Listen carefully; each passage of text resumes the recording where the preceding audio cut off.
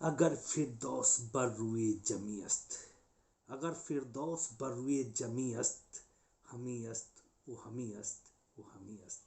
यह धरती पर कहीं स्वर्ग है तो यही है, यही है, यही है। जी हाँ, कश्मीर में।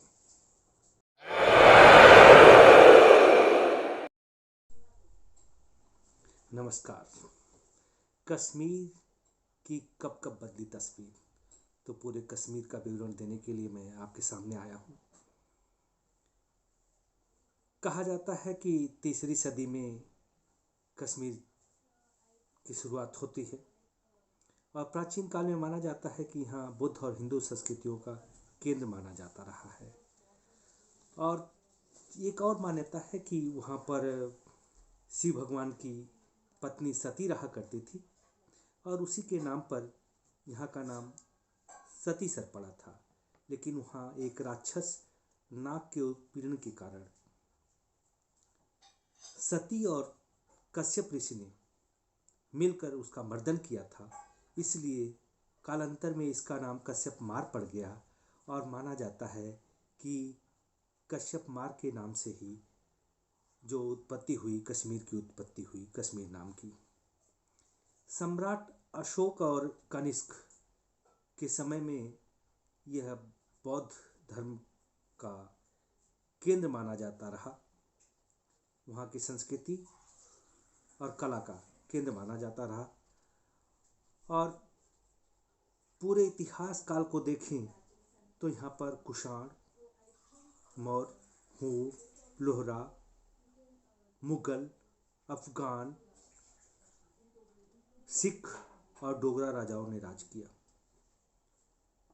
मध्य युग की बात करते हैं तो यहाँ पर जो मुस्लिम आक्रांता आए उसमें से कुछ बहुत हिंदुओं के प्रति सहिष्णु थे, जो हिंदू धर्म संस्कृति का सम्मान करते थे। लेकिन उसमें से कुछ ऐसे आक्रांता हुए जिन्होंने हिंदुओं को धर्म परिवर्तन के लिए कहा या फिर कश्मीर छोड़कर जाने के लिए कहा। लेकिन उसमें से कुछ लोग सहज नहीं थे धर्म कबूल करने के लिए, तो उन्होंने आत्महत्या तक कर ली। 1589 में कश्मीर मुगलों के अधीन रहा। 1756 में अफगान आए यहाँ पर और 1814 में महाराजा रणजीत सिंह ने अफगानों को पराजित किया और 1818 में मुल्तान पर, 1819 में पेशावर पर कब्जा किया और 1820 में घाटी से सभी पश्तूनों को भगा करके वहाँ पर सिख साम्राज्य की स्थापना की। लेकिन 1839 में महाराजा रणजीत सिंह की मृत्यु के बाद सिख शासन बहुत ज़्यादा दिन तक नहीं रह पाया और 1846 में ही अंग्रेज़ों के द्वारा उनकी पराजय हुई सिखों की। और इसके बाद अंग्रेज़ों ने महाराजा गुलाब सिंह से पैसे लेकर उनको कश्मीर का स्वतंत्र शासक बना दिया। भारत का स्वर्ग कहे जाने वाले कश्मीर यह ग्रेट हिमालयन रेंज और पीर पांजाल पर्वत श्रृंखला के बीच स्थित है। महाराजा गुलाब सिंह की मृत्यु के बाद उनके पौत्र महाराजा हरि सिंह ने गद्दी संभाली। लेकिन शेख अब्दुल्ला जो 1905 में जन्मे थे, उन्हें महाराजा हरि सिंह का शासन पसंद नहीं था, इसलिए वो हमेशा विरोध करना चाहते थे। लेकिन वह 1930 में पढ़ाई के लिए अलीगढ़ मुस्लिम यूनिवर्सिटी आ गए, जहाँ पर वो एमएससी से केमिस्ट्री की पढ़ाई कर रहे थे। लेकिन इसके बाद 1931 में उन्होंने महाराजा हरि सिंह का विरोध करना शुरू कर दिया और 16 अक्टूबर 1932 को अपनी एक राजनीतिक पार्टी बनाई, जिसका नाम रखा कश्मीर मुस्लिम कॉन्फ्रेंस। उस पार्टी का नाम रखा 16 अक्टूबर 1932 को बनाई कश्मीर मुस्लिम कॉन्फ्रेंस, लेकिन वोट की राजनीति थी, उसमें मुस्लिम शब्द आया था, कश्मीर में हिंदू भी रहा करते थे। इसलिए 24 जून 1938 को उस पार्टी का नाम बदल के रख दिया गया national conference, Jammu Kashmir national conference उसका नाम रख दिया गया। और 1946 में महाराजा हरि सिंह को गिरफ्तार भी किया गया और 1947 में छोड़ भी दिया गया। अब आती है बात भारत और पाकिस्तान के विभाजन की। इसकी शुरुआत होती है ब्रिटिश संसद में। 3 जून 1947 को वहाँ पर एक कानून पास किया गया जिसका नाम था इंडियन इंडिपेंडेंस एक्ट, जिसके अनुसार भारत के मुस्लिम बहुल इलाकों को पाकिस्तान बनाया जाएगा। उसमें सहमति मांगी गई कि कौन कौन से राजा पाकिस्तान में रहना चाहते हैं और कौन से हिंदुस्तान में विलय चाहते हैं। इसमें 150 राजाओं ने पाकिस्तान में जाने की मंशा जाहिर की, तो वहीं पर 450 राजाओं ने भारत के साथ रहने का निर्णय लिया। लेकिन महाराजा हरि सिंह कोई फैसला नहीं कर पाए। वो दोनों के साथ तटस्थ रहना चाहते थे, इसीलिए उन्होंने एक समझौता किया।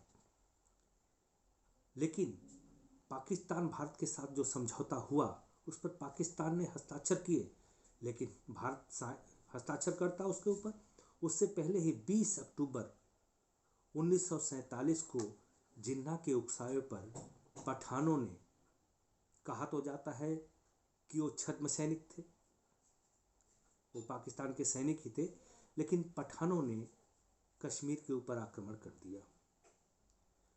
इन कश्मीर की पूरी आवश्यक आपूर्ति बाधित कर दी गई और उन्होंने कुछ जगहों पर कब्जा कर लिया। धीरे धीरे आगे बढ़ते आ रहे थे।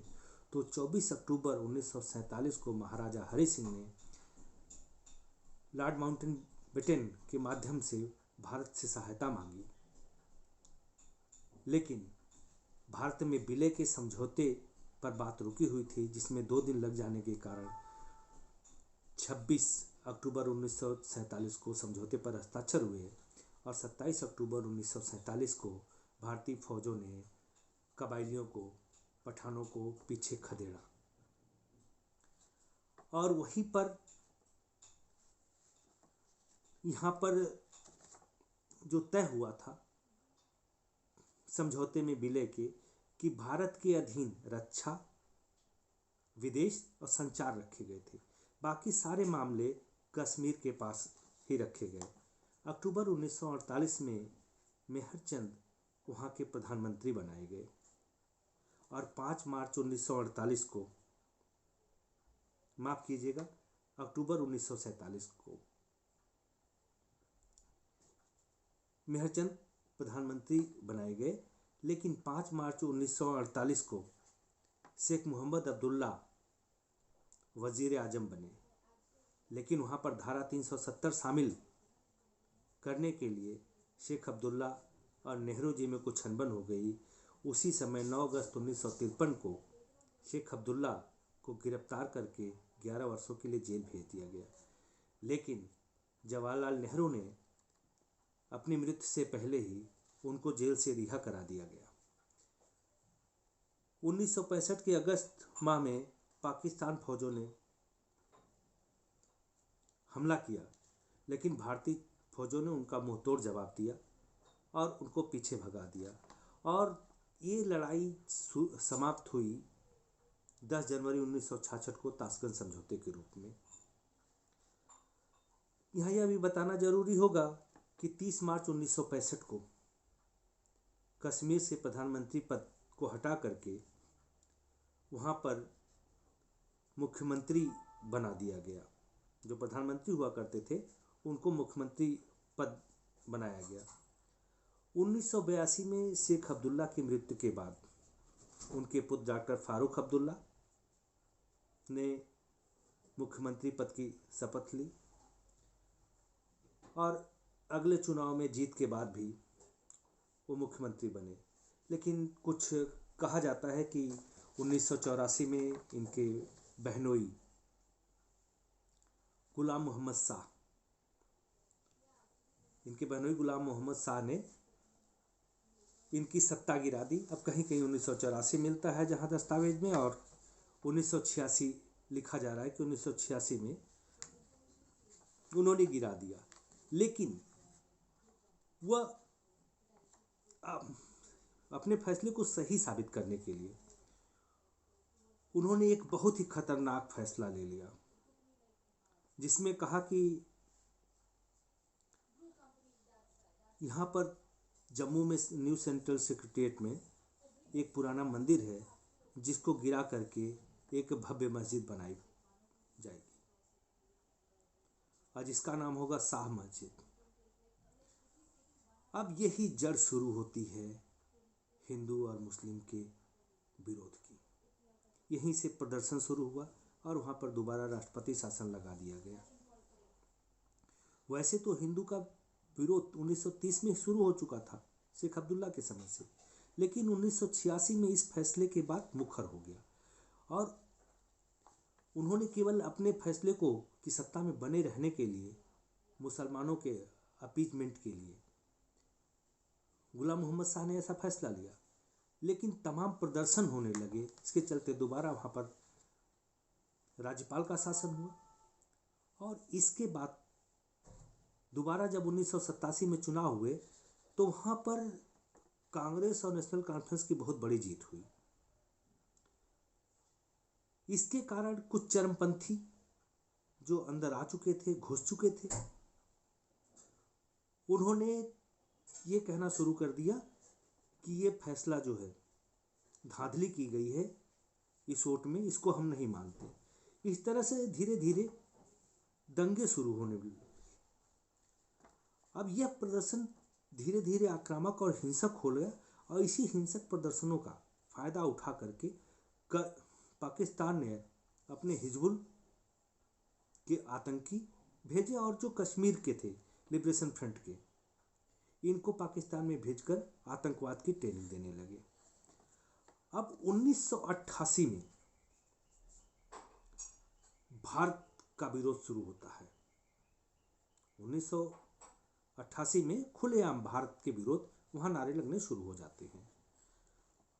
अब आतंकवाद शुरू होता है 1989 में, जो 14 सितंबर 1989 को पहली आतंकवादी घटना में भाजपा के नेता की हत्या हुई और बताया जाता है कि 4 जनवरी 1990 को घाटी के एक समाचार पत्र आफ्ताब में आतंकियों का एक संदेश छापा गया कि हिंदुओं, घाटी को छोड़ करके तुम निकल जाओ या तो इस्लाम धर्म कबूल कर लो।